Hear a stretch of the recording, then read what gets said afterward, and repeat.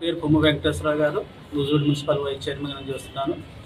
ఇవాళ గత కాలం నుంచి కూడా పరిశీలించినట్లయితే మరి కొంత నిన్న జరిగినటువంటి ప్రెస్ మీట్ కూడా మేము చూసాము. మరి సోదరులు, మరి తెలుగుదేశం పార్టీ నాయకులు మరి మాట్లాడినట్టు వీరి మాటల యొక్క విధానాన్ని, తీర్చిదిద్దాన్ని చూసి మేము చాలా బాధపడుతున్నాం, చింతిస్తున్నాం. ఎందుకంటే మాలాంటి ఎంతోమందిని ఎటువంటి సపోర్టు లేకోకుండా, ఎటువంటి విధానం లేకుండా రాజకీయ భవిష్యత్తు ఇచ్చినటువంటి మరి ఎమ్మెల్యే ప్రతాప్ నాయన్ గారు, మాజీ ఎమ్మెల్యే గారు ప్రతాప్ నాయన్ గారి గురించి మాట్లాడటం అనేది చాలా విడ్డూరంగా ఉంది. మరి గత కాలం చూసినట్లయితే మరి నూజివీడు చరిత్రలోనే ఎంతోమంది ఎమ్మెల్యేలు చేసి ఉన్నారు. మరి గత కాలంలో చూసినట్లయితే మరి పాలాడి వెంకటరావు గారు కానీ, తర్వాత కాలంలో చూసినట్లయితే మరి కోటగిరి హనుమంతరావు గారు కానీ, తర్వాత చిన్న రాంకోటయ్య గారు కానీ, మరి ఇలాగ చూసుకుంటూ పోతే అనేక మంది ప్రజెంట్ ఇప్పుడు చేస్తున్న సారథయ్య గారు కానీ, మరి ఎవరి కాలంలో చూసినప్పుడు కూడా నూజివీడికి చేసినటువంటి అభివృద్ధి చూసినట్టయితే ఎవరి కాలంలో చూసిన అన్నీ కూడా చున్నాలు కనపడుతుంది. మరి వాళ్ళ చెప్పుకోదగ్గ ఎటువంటి అభివృద్ధి కార్యక్రమాలు కూడా ఏం లేవు. మరి ఒక్కసారి గమనించండి, ప్రతాప్ నాయన్ గారు 3 సార్లు ఎమ్మెల్యేగా చేశారు. 3 సార్లు ఎమ్మెల్యేగా చేసి నూజివీడి చరిత్రని, నూజివీడి పటాన్ని ప్రపంచ పటంలో పెట్టినటువంటి వ్యక్తి ఎమ్మెల్యే ప్రతాప్ నాయన్ గారు. మీరు గమనించండి, ట్రిపుల్ ఐటీ తీసుకొచ్చి మరి వాళ్ళ ఎంతోమంది విద్యార్థులకి ప్రపంచ స్థాయి విద్యను ఇచ్చినటువంటి వ్యక్తి ప్రతాప్ నాయన్ గారు. అలాగనే మరి నూజివీడులో మరి ఈ మధ్యకాలంలో చూసినట్లయితే దాదాపుగా 26 కోట్లతో గవర్నమెంట్ హాస్పిటల్ తీసుకొచ్చి మరి నా హాస్పిటల్ని వాళ్ళ 100 పడకలు ఉన్న హాస్పిటల్ 300 పడకలు చేసినటువంటి ఘనత ప్రతాప్ నాయన్ గారిది. అలాగనే మరి వాళ్ళ కృష్ణా జలాలు నూజివీడు అనుకుంటారు ఏదో చిన్న కదా, ఏవో తీసుకొచ్చారు, ఎప్పుడు తీసుకొచ్చారు అంటున్నారు. మీ హయాంలో, ఎవరి హయాంలో అయినా చెప్పుకోదగ్గ విషయాలు ఏమైనా ఉన్నాయా? మరి ఇవాళ మీరు ఆలోచించండి, కృష్ణా జలాలు ఇవాళ కృష్ణా నది ఒడ్డున వెళ్ళే ప్రాంతాలకు కూడా ఆ నీళ్లు తాగే యోగ్యత లేదు. మరి 60 కిలోమీటర్ల దూరంలో ఉన్నటువంటి నూజివీడికి మరి రాజశేఖర రెడ్డి గారి గవర్నమెంట్లో మరి 60 కోట్లు, 60 నుంచి సుమారుగా 80 కోట్ల వరకే మరి నిధులు తీసుకొచ్చి కృష్ణా జలాలు అందించినటువంటి ఘనత మన ఎమ్మెల్యే ప్రతాప్ నాయన్ గారిది.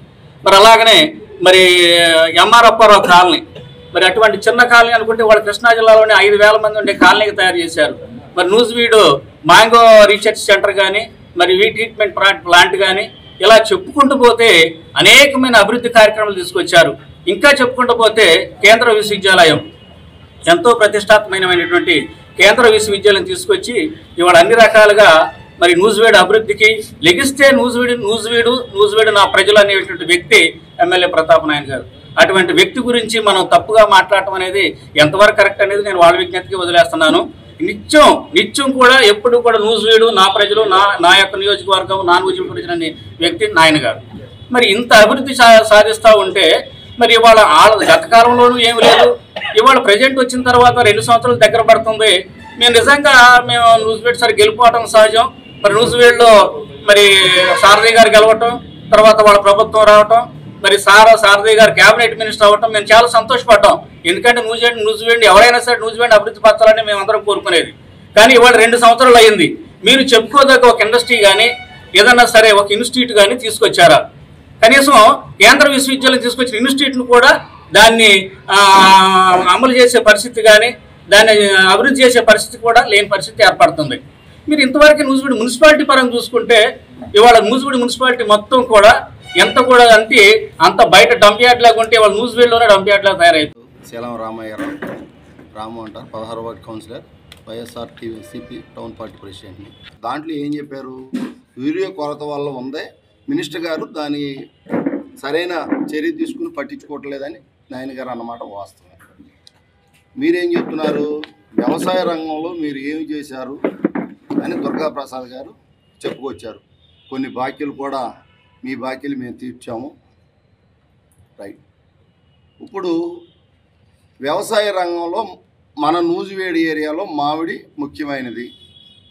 మామిడి కోసం 2004లో వైఎస్ రాజశేఖర రెడ్డి గారి ప్రభుత్వ హయాంలో మంగు మీద డబ్బులు తీసుకొచ్చారా రాలేదా? 2006-7లో పంట నష్టం మంగు మీద ప్రతి రైతుకి అకౌంట్లో మామిడికాయ డబ్బులకి పడిందా లేదా? అదొకటి. తర్వాత మామిడికాయలు డెవలప్మెంట్ కావాలి, ఇక్కడ మామిడి పుట్టిందని మ్యాంగో రిజిస్ట్రేషన్ పెట్టారు. అది వైఎస్ రాజశేఖర రెడ్డి గారి టైంలో అవునా కాదా? తర్వాత కాయని లోన పురుగు ఉంటుంది, ఎక్స్పోర్ట్కి పనికిరావట్లేదని మ్యాంగో ఈ యాపర్ హీట్ ట్రీట్మెంట్ అంటే కడిగి దాన్ని శుద్ధి చేసి ఎక్స్పోర్ట్కి పనికి వచ్చేదట. ఇవన్నీ చేసుకొచ్చారు. ఇక డెవలప్మెంట్ అంటే మా వాళ్ళు చెప్పారు, దాని గురించి వదిలేండి.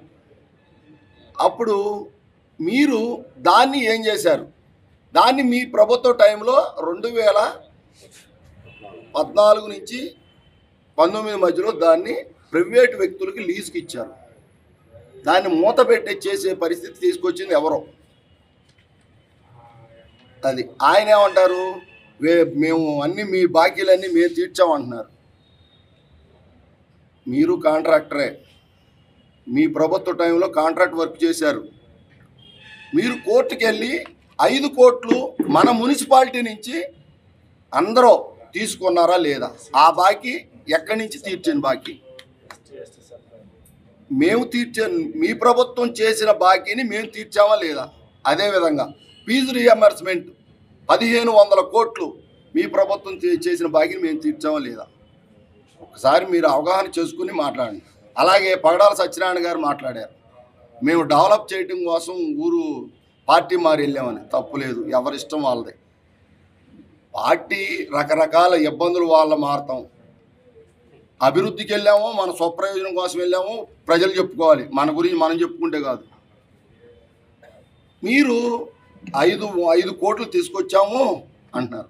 2019లో రికార్డు తీసుకోండి, మీరు వైస్ చైర్మన్ కదా, 7 కోట్లు నిధులు వచ్చినాయా రాలేదా? ఆ 7 కోట్ల నిధుల నుంచి ఎంఆర్ఆర్ కాలనీలో 1.5 కోటి, నీ వార్డులో ఎంత పెట్టారో నీకు తెలుసు, నా వార్డులో అట్ట 32 వార్డులో వర్క్ జరిగిందా లేదా? మీరు 2 ఏళ్ళకి తీసుకొచ్చి 5 కోట్లు ఇంకా రాలా, వర్క్లోకి వెళ్ళలా, టెండర్ ప్రాసెస్ జరిగింది.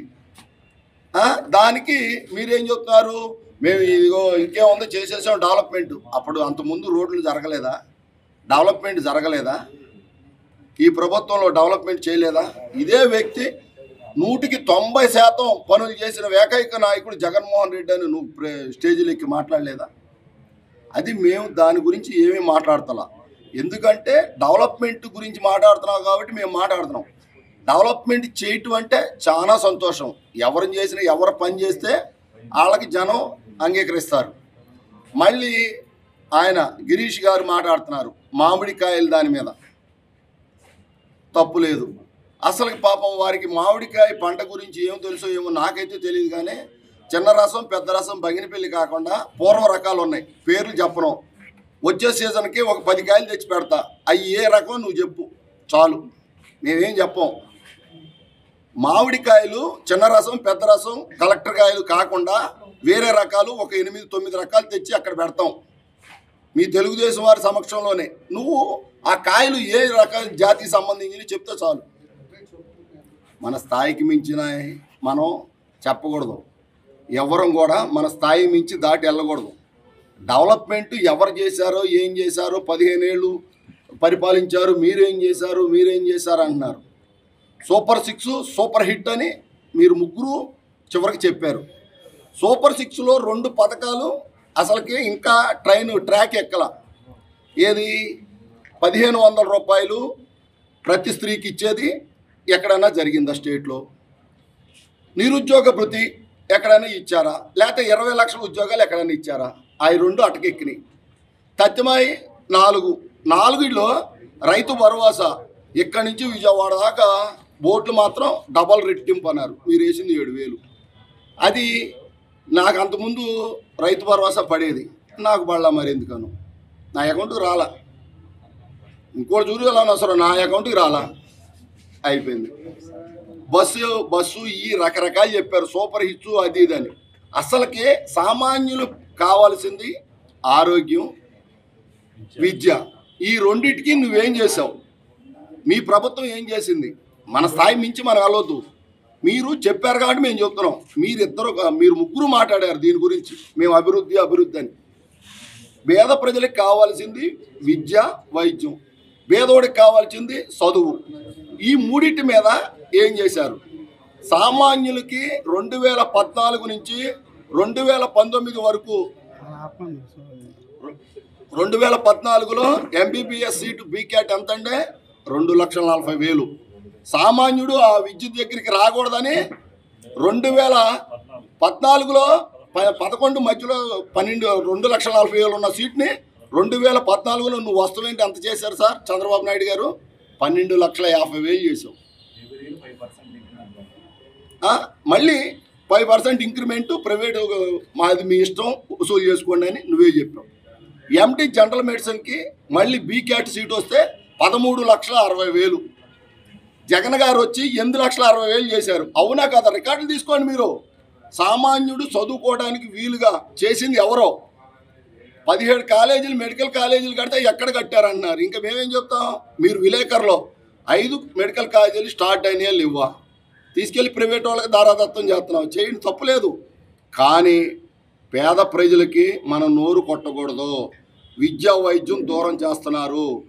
మీ మనసుకు కూడా తెలుసు, మాట్లాడే నాయకులు కూడా.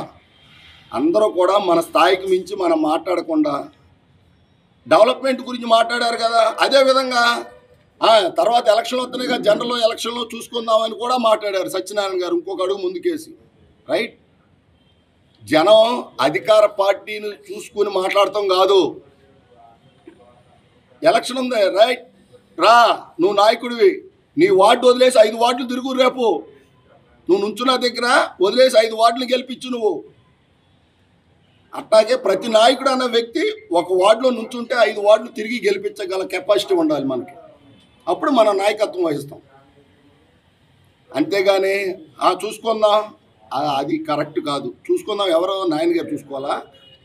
నువ్వు మాట్లాడే మాటలు అది కరెక్ట్ కాదు. వర్షం నీ లాంగ్వేజ్ కరెక్ట్ కాదని నేను అంటున్నా. చూసుకుందాం అనేది మాట్లాడకూడదు. ఎలక్షన్ వస్తున్నాయి కంటే జనమే మనల్ని మనం చేసే పనులు బట్టి నిజంగా ఎవరేం చేశారు, జనం ఎవరికి ఏం చేశారు అనేది జనం నిర్ణయిస్తారు. రేపు జరగబోయే ఎలక్షన్లో నాకు తెలిసి అయితే చంద్రబాబు నాయుడు గారు ఇవాళ ఉన్న ప్రజా వ్యతిరేకతకే ఆయన కోర్టులో వేసి ఎలక్షన్ జరపరు. మీరు అందరూ కళ్ళగంటున్నారు. వాళ్ళిద్దరికి వచ్చేసి నీ తండ్రి కొడుకులకి పోస్టులు మీ అందరికీ అవసరంలా. మీరు కళ్ళగంటమే మాకు పోస్టులు వస్తాయని ఆ ప్రేలాపనలు మాట్లాడకుండా మంచిగా ఉంటే అందరికీ మంచిగా ఉంటుంది. నమస్కారం, నా పేరు పిల్లాచరణ్, ఏలూరు జిల్లా క్రిస్టియన్ మైనారిటీ అధ్యక్షుడు వైఎస్ఆర్ కాంగ్రెస్ పార్టీ.